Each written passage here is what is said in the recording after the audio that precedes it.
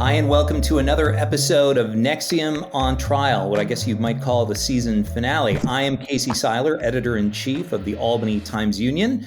Happy to be joined once again by our podcast regulars, including Jessica Marshall, multimedia producer and producer of NXIVM on Trial. Rob Gavin, the Times-Union's Cops and Courts reporter, and I covered the NXIVM trial. And we could not be more pleased to welcome a special guest, actually the first of this series of NXIVM on Trial, and that is Moira Penza, partner at Wilkinson Steckloff, and of course, the former assistant U.S. attorney for the Eastern District and the lead prosecutor in the prosecution of Keith Raniere. Moira, thanks so much for doing this. It's great to talk to you. Thank you so much for having me. So let's get right into it. Moira, just a couple of questions for you. What has it been like watching this season of HBO's The Vow, that of course we've been talking about for the last 5 weeks, since this series of episodes has largely been built around the prosecution that you, with your team, kind of structured and executed? I mean, I don't think it's going too far to say that you, in part, scripted this season of The Vow. You know, it's been very surreal, is really the only way to describe it, especially because a lot of the filming that I did for The Vow was quite a while ago. I'd say a lot of it I filmed in January 2020. So really to be reliving a lot of it is just a truly fascinating experience. I think one of the other things that is very interesting is that, of course, these are very talented storytellers. And as a trial attorney, telling a story is what I do. And I really tried to construct a narrative through the trial in terms of choosing what our witness order was, which exhibits we were going to focus on, how it was going to play out. And so as somebody who also, I would say I probably am I don't want to say controlling, but I do like to be in control. And so I think having somebody else telling the story of this trial is something that occasionally can be difficult, even though I do think on the whole it was an important season. And I think that there are many ways in which they did a fantastic job. But there's always more to tell. You know, these witnesses were on the stand for days. There were tons of exhibits. I know exactly why I did certain things. Sometimes there's tension that's built into the show that I don't really think was tension at trial, for example. So all of those things are very interesting. And I will say, one of the reasons that I have appreciated your podcast is I think, Rob was there living it every day too. And so I think sometimes my exact thought will, pop up in the podcast, which I've appreciated. Was it interesting for you to hear the in media res, I think is the artistic term, commentary from, your adversary in this prosecution, Mark Agnifilo, and hearing sort of, as it were, how his barometer of confidence kind of went up and down probably more than it ever went up over the course of the trial? I'm not really that surprised because I think the level of confidence he had, or at least as it appears in The Vow at the beginning, I think is, I always thought maybe it would be kind of a show, but I actually think watching him on The Vow, it's really hard to tell how much of it he had bought into, how much as an attorney you just need to, fully invest in the case that you're doing. So I think there were things that he said that were actually surprising to me. I certainly thought, he's a very talented defense attorney. If you're in New York and you're looking for a criminal defense attorney, he is going to be one of the names, and his colleague, Ben Brafman, who was really his mentor. That's, those are kind of some of the biggest names in the criminal defense bar in New York. I had actually done another case with Mark Agnifilo, where he was representing a dentist in New York who had actually been distributing child pornography and exchanging meth for dental services. So it was kind of an interesting that this was the next case that I had with him. So, I think he has to take his client as he finds him. But I thought there were moments where it felt like he had bought into Keith Raniere's narrative more than I actually think I appreciated during the trial. I also think, this was something that I think I noted throughout the series, but every time there was, what I would say either salacious evidence or evidence of Keith being, quote, a bad man, that was always directly relevant to the charges at play, directly relevant to, for example, showing the means and methods of the enterprise, to showing how there was coercive control. And so I think he was very dismissive of that, at least in the Val footage. But even after the trial, it was kind of interesting in last night's episode to see Mark Agnifilo still saying NXIVM is good. And, there is, under the ethical rules, you do have obligations to your client really forever. Like, you can't go out and disparage your former client, but you certainly don't have to embrace what they were selling.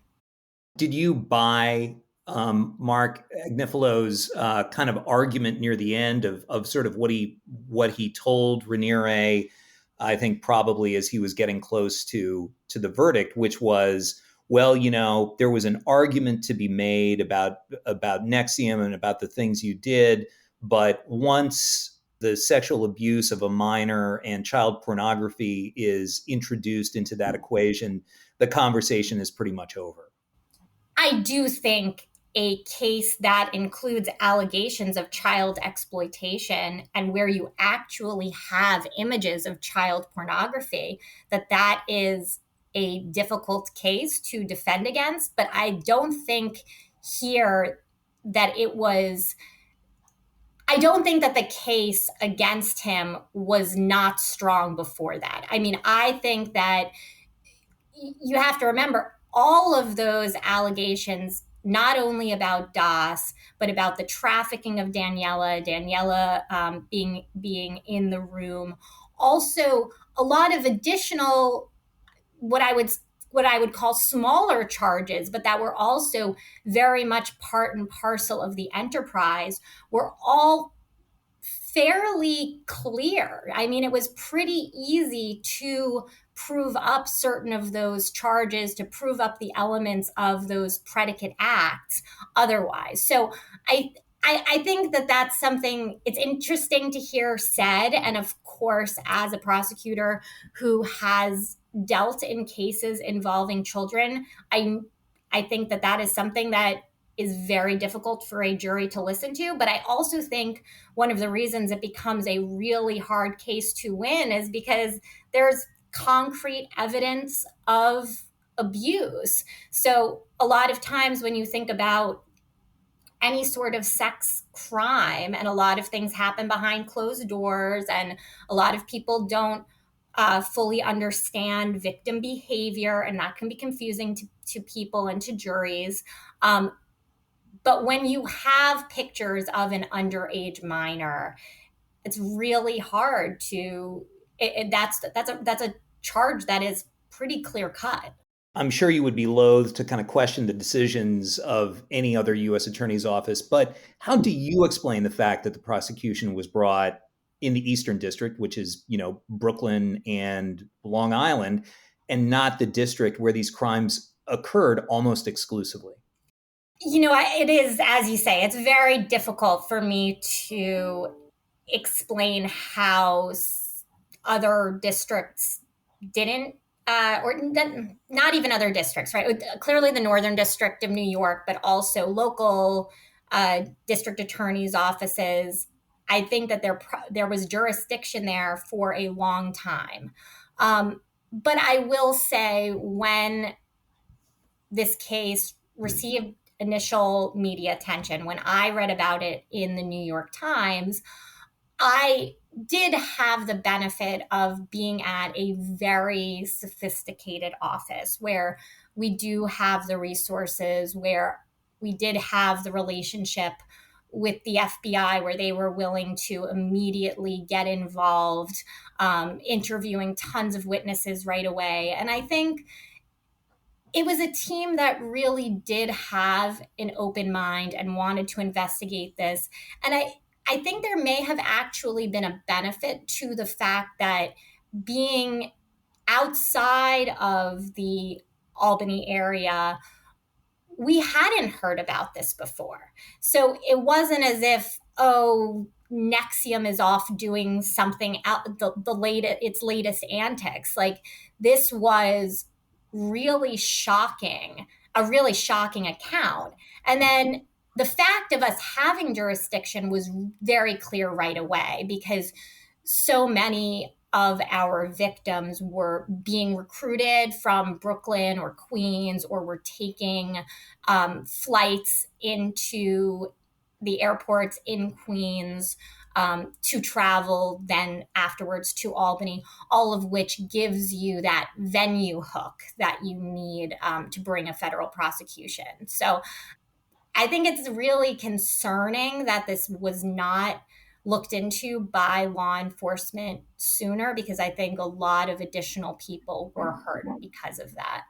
I wholeheartedly agree with you. I have one more question, and I do want to open it up to talk about the series finale of The Vow. But what do you think the future holds for kind of the NXIVM dead-enders like Nikki Klein? Again, it's really, I think, hard for me to say. I think the level of cognitive dissonance is so high among that group. They just devoted their life to this and now have doubled down. And I think it's very difficult for them to extricate themselves at this point. I don't have a ton of sympathy. I think there may have been a point in time where I did, at least for some members of that. But now I just think the facts are so clear. I think that, they really sound like, members of the Flat Earth Society. It's all this conspiracy theory nonsense. They never confront the fact of, did he act, whatever else you want to say about the trial or anything else, do you believe he actually did have sex with a bunch of minors and you still want to continue to support him publicly? So it's difficult at this point for me to have a ton of sympathy for them. I also think that, in some disturbing ways, it certainly seems as if Nikki Klein has kind of taken on a leadership role within that small group that remains. But I also think that with Keith Raniere gone, it also seems pretty clear that it's not going to expand beyond them. So I think it is sad, but I don't think it poses a danger for society as a whole. Also when I left the office at that, which I left in September after the trial was in June. So I didn't have any role in additional decisions of who to prosecute. And I will say, I think once Keith Raniere was convicted, I do think a lot of the danger going forward to society was gone at that point. So, I don't know everything that went into decisions about who else to prosecute or not prosecute. But certainly I think the fact of Nikki Klein's fraudulent marriage to Allison Mack and her, continuing to be in this country based on that illegal marriage is something that I think is interesting and something that you don't hear her talking about. I thought what's interesting is that there is so much talk, even last night, about the evidence involving child pornography. But really, I think the most damning evidence against Keith Raniere is Keith Raniere. It's his own words and emails, his comments, his ego. There's evidence in the form of child pornography that's entered into evidence, but then there's also his emails. And his emails to me are damning. You have him and you have Camilla referring to, I don't know if they showed this last night, but there was the, you have been my quote, or he says, it's honored to be your quote unquote husband of like 8.75 years. And if you do the math, it goes back to 45 and 15.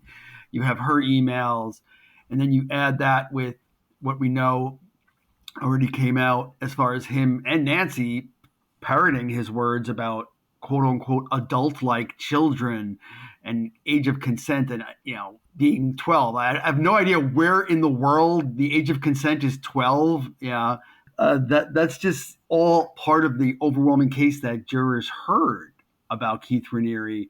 So before you even get to the evidence about the actual child pornography, there's a huge amount of, I think, really, really incriminating stuff there. And if you look at it, the people that are trying to say he's innocent, this is a frame job or whatever. I mean, there's always that. Well, how do you get past Camilla, for starters, saying he did it, and also her messages then?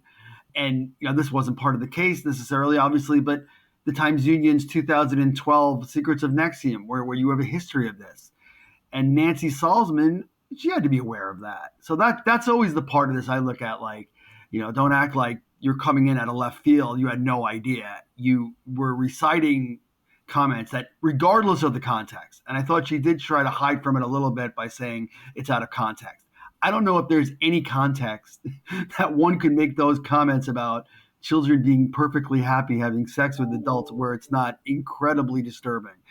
So I don't know what taken out of context there in her point of view, but she had to know going in that this was not the furthest thing from a reality.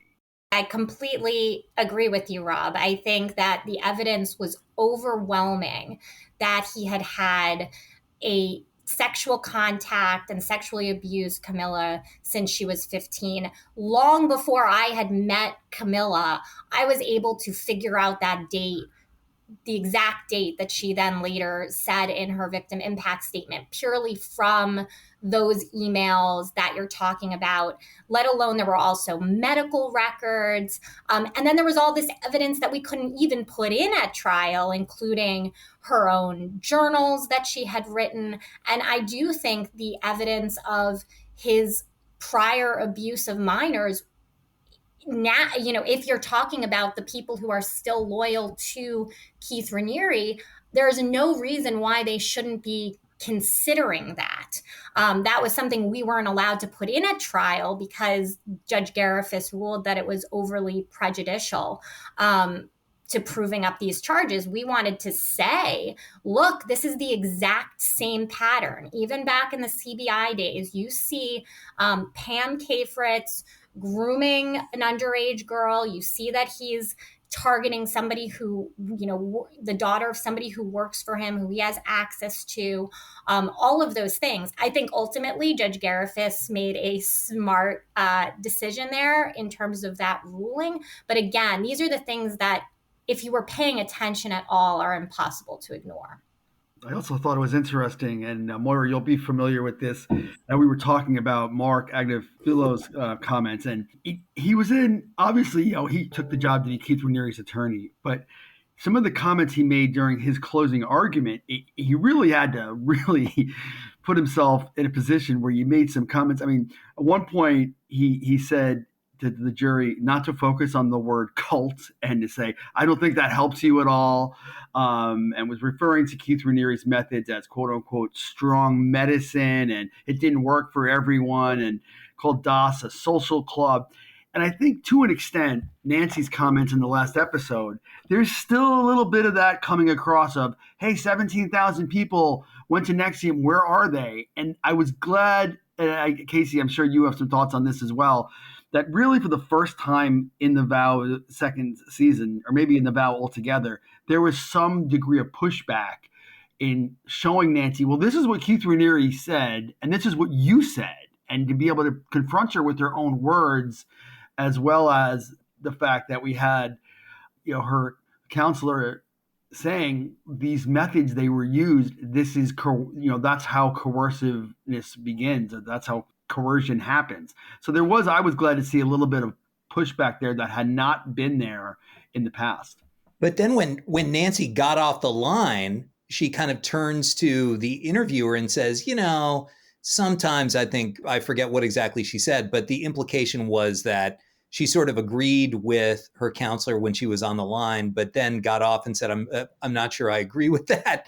That still in the back of her head, despite everything she has admitted to, the destruction of her family or near destruction of her family, there's still a part of her that still thinks that what she and Keith built together was righteous. My favorite moment, and maybe we can go around the horn and ask for other people's favorite moments, but my favorite moment was when Nancy Salzman's mother said, "I never liked him."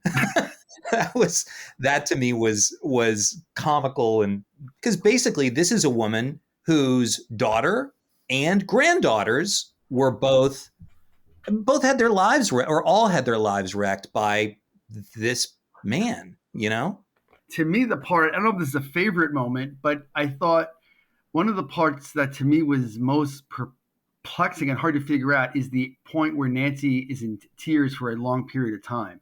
Because we saw the first episode, Nancy shows you how quick she can turn on a dime and put on I don't want to say an act, but in the first episode this year, Nancy went into like a sort of to say, this is how I could react. And then she pulls back and says, see?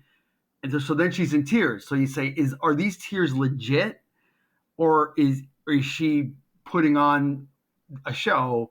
And I don't want to say that she's not. I really don't. Because I do think to a degree Nancy was a victim of Keith too.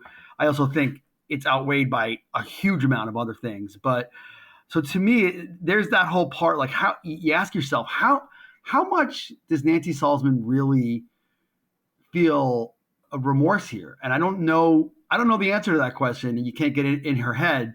But I think there's a lot of there's a lot of wanting to hold on and to say, oh, well, not everything that we did was bad. Didn't always come out in last night's episode. But again, there's so much of this case that has nothing to do with DOS and has nothing to do with Keith Raniere's predation of underage kids, and has to do with the quote unquote enemies of NXIVM and in her basement, in boxes in her basement. And there's a photo of Keith Raniere in Nancy's basement, and $515,000 plus in her basement. And, the end of the day, this is a racketeering case. I just want to jump in here from a filmmaking perspective. Keying into emotions and emotional responses, like the scenes where Nancy's crying, sorting through her feelings. It's very effective on camera, particularly for those viewers who are more empathic. But I think we needed to see Nancy displaying that raw emotion in the moment. And I am willing to believe that it was genuine, despite her skills, as you mentioned, manipulating the emotions of others. But I do think it was important as well to convey to the audience that she was also a victim of Keith Raniere. However, I worry that the unfiltered way that those emotions were allowed to unfold in that crescendo of the series, it runs the risk of burying the fact, in my opinion, that she did indeed commit crimes that she pled guilty to. I think the series was intent on portraying the fact that Nancy and many of those women of NXIVM were victims, and that any of their criminal actions maybe could entirely be chalked up to Raniere's manipulations, which is partly true, but they still committed these crimes. They pled guilty to them. And I think that fact gets a little lost in the climax of emotions that unfolds at the end of this series. Which, if you're not well versed in the world of NXIVM as we are on this podcast, we've been covering it for years, you might not really pick up on that if you're kind of new to this story. Was there ever a thought of putting Nancy on the stand, or was she seen as being far too compromised because of everything that she had done? There was a thought at a certain point, and in her sentencing, at her sentencing, it was acknowledged that she had agreed to provide information to the government. By the time we were considering that, I think it was too late. As I've talked about, really, there is a point in time where you have to decide, what is this trial going to look like? And for somebody to be an effective witness on the stand, they do need to be able to take full ownership of everything bad that they had done. So even things that they have not pled guilty to, they need to be able to own. So I just think we had all of the parts that we needed from what Nancy's testimony could be, from other witnesses. So I think we were all pretty quickly in agreement. She did provide certain pieces of curriculum that I do think that highlighted some of these things we've been talking about in terms of abuse of children, that I had not seen before. I mean, we're getting very in the weeds, but in our last, we really bookended that video that I think is so important of Keith Raniere teaching that lesson on, some children not minding abuse, and it doesn't matter whether they're, adult like, and then Nancy actually giving that to the class that has those underage girls in it. That was something we had already, but then there were additional pieces of curriculum that, backed that up. But ultimately, I also think and I think we see this in the vow, she's a very difficult person for a jury to relate to. I think that the reality is Lauren was such an important witness for our trial. And I think having Nancy on the stand, one of the things that was a biggest concern to me is that people would really dislike her and really, in some ways, find it difficult to credit her because of the fact that she brought her daughter into this and really encouraged that relationship with Keith Raniere for such a long time, even knowing and having had these experiences with Keith Raniere herself. And she really was instrumental in a lot of the harms that happened. So, going around and EMing Keith Raniere's girlfriends or, partners when he felt that they were out of line, and so much more. So I think it would have been I think there were a lot of potential downsides to putting her on the stand, especially in contrast to Lauren, which I don't think because you're only we heard some of Lauren's testimony in the vow, but I think if you had really heard from Lauren herself in the vow, I think even what sympathy people have for Nancy, I think it's harder to have it if you're hearing from Lauren herself. It's interesting when I talk to people about Lauren who were at the trial and people who were not at the trial, because she was such a devastating witness, I thought, really just brought people into that world. But I thought, I've said this on other podcasts, that she's one of many people who her first reaction to Keith when she's 19 or 20 is, this guy's weird. It's kind of like Daniela and like Mark Vicente. Like their first experience with NXIVM, their immediate reaction, they should have just followed. It's like, something's off here, because they're very intelligent, and whatever reason they like anybody can get sucked into these things. What I thought was interesting is that this didn't come out of the vow at all, is that at the Nancy sentencing, there were some allegations, there was some talk that Nancy, even in the months before she was sentenced, was engaging in some kind of EMing. And obviously she didn't say that she was. And, the judge was very clear to say he didn't want that to be the case. So, that's something, if she had testified to, there's always this idea of could Keith's attorneys have just basically put it all on her and said, this is all on Nancy. I mean, I do think it was interesting that he said, we went around and we got all these people all over the world, but nobody would come forth. So when you sit there and you say 17,000 people went through this organization, where are they? Well, if it wasn't what it was, I mean, if it was so great an experience for all these people, for one thing, you wouldn't be speaking on HBO and you wouldn't be having this discussion, because obviously if they could have put someone on the witness stand to help exonerate Keith, they would have.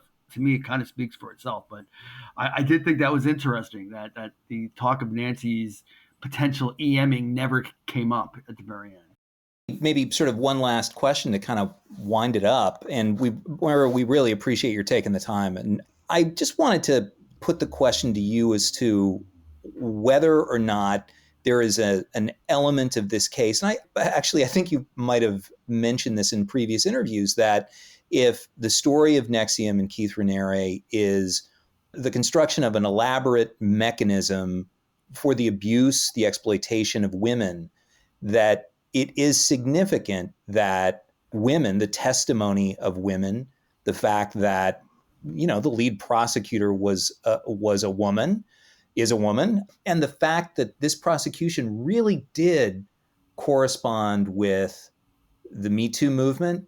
I think it was just a couple of weeks before the Times broke the Harvey Weinstein story that they broke the story of what was going on in DOS. That so much of the kind of reckoning over sexual harassment, sexual abuse that this country has been through over the course of the last 5 years ago, maybe it's even this month, seems to be part and parcel of the story of the downfall of NXIVM.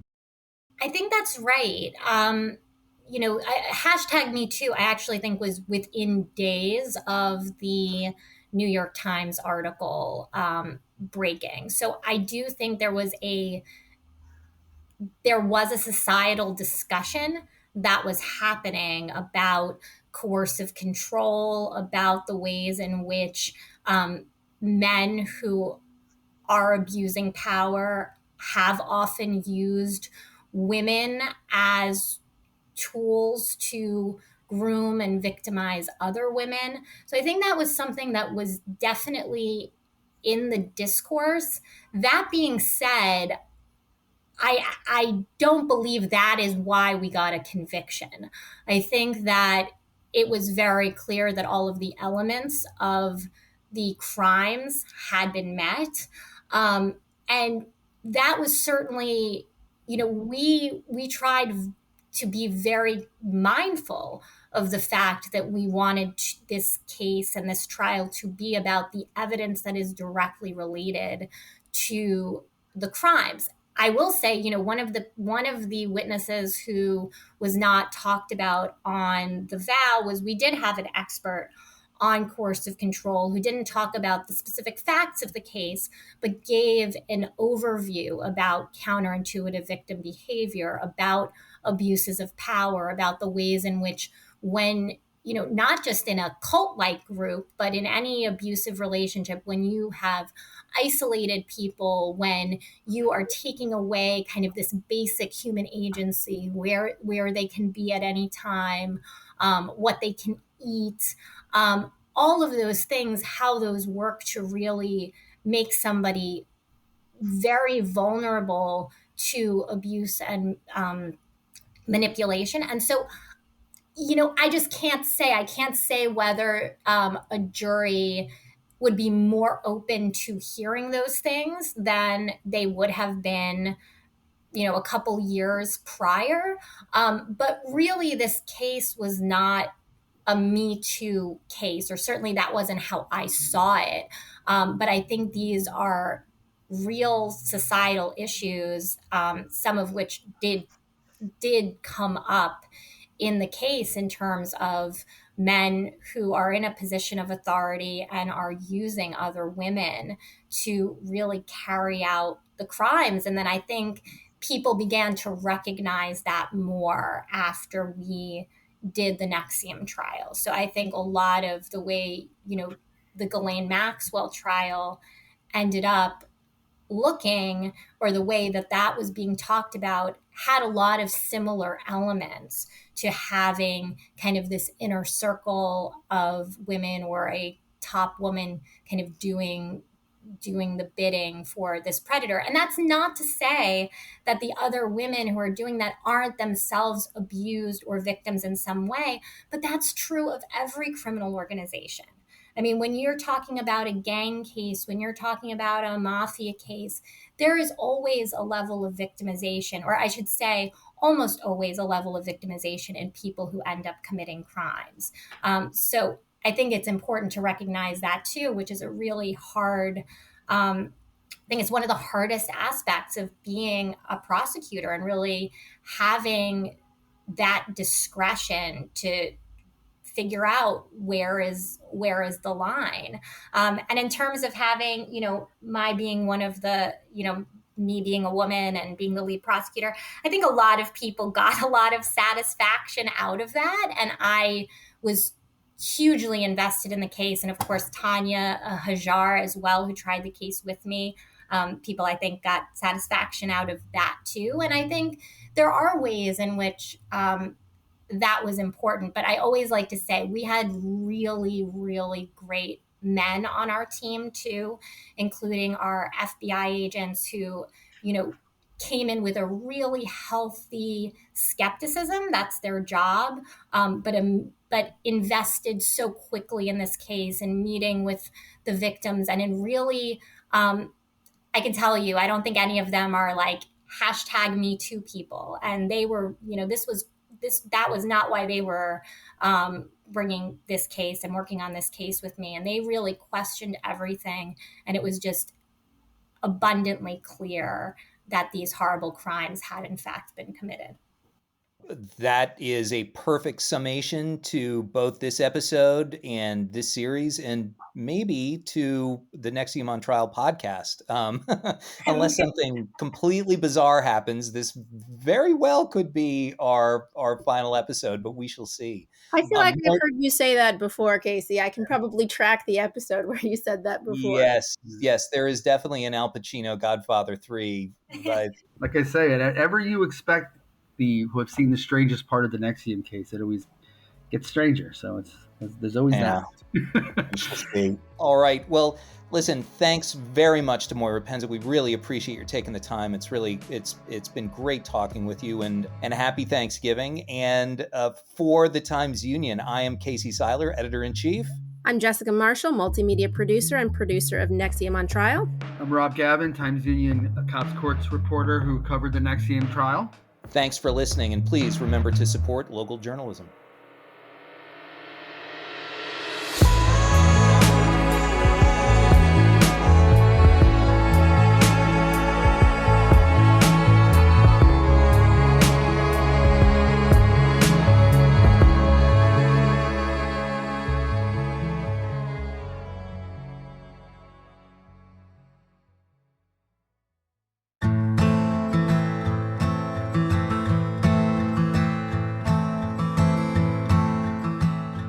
It's been 15 years since 12-year-old Jaliek Rainwalker vanished. His disappearance from rural upstate New York was ruled a probable child homicide. But no one has ever been charged, and his body has never been found.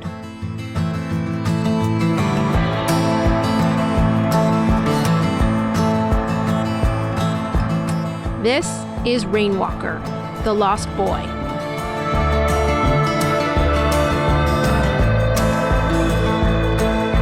I'm Jessica Marshall. And I'm Wendy Libertor. In this podcast from the Times-Union, we'll take a deep dive into this mystery, the case of a missing child that has unsettled New York's capital region and beyond for more than a decade. Coming soon, wherever you listen to podcasts.